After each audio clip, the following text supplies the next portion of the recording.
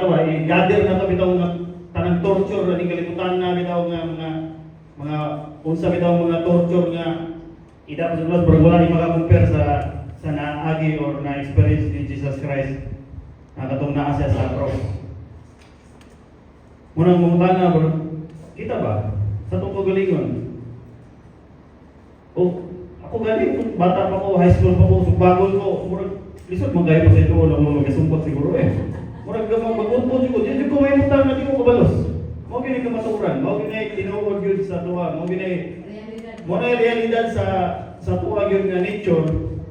Kay sa ako mo testify jud ko nga ang behavior sa tawo mo nay nakaikon ba nga kita daw nay iba na basahan na naman siya ng nay spiritual writer nga nag-ingon nga 95% daw sa atong sa population sa kalibutan muriak jud sa kinabuhi pero wala jud sa kaila jud kinsa gyud siya kasi mga makayo jud siya wala kaila ko ako si Jerry ako si friend ana ba murag pero wala kita kaila sa kinsa kita wala kita na kinabuhi mga kinsa kita wala ma-reflect na mo sa mong galingon nga unsa bitaw ang word ni God kung saan ang ipadayag yun ni Jesus Christ ba?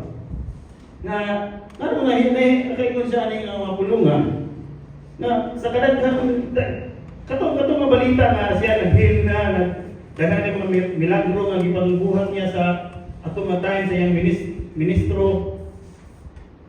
Grabe, di ba, makuan pa sila, magduwa-duwa pa sila, nagkini siya, mawagin siya ang Son of God. Ganong, pero si Jesus Christ, anong gila man sa gikuan siya, gipasangilan pa siya ng public enemy number 1 as a blasphemer. Grabe, makaingon ka ba nga, ingani na gideta kagahi, ingani na gideta ang atong nature sa atong kinabuhi. Kana bang magsige lang tao, pagpangayong pasaylo, dili bitaw pamatuuran, dili tininuod.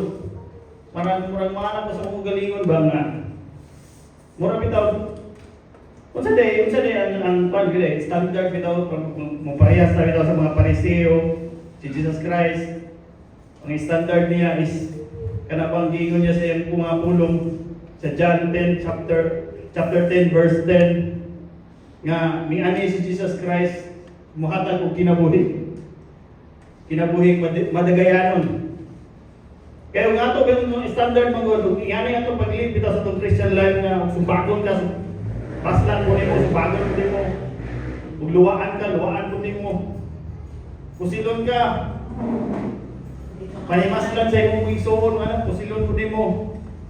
Kadugayan mahurot ang tao sa kalibutan.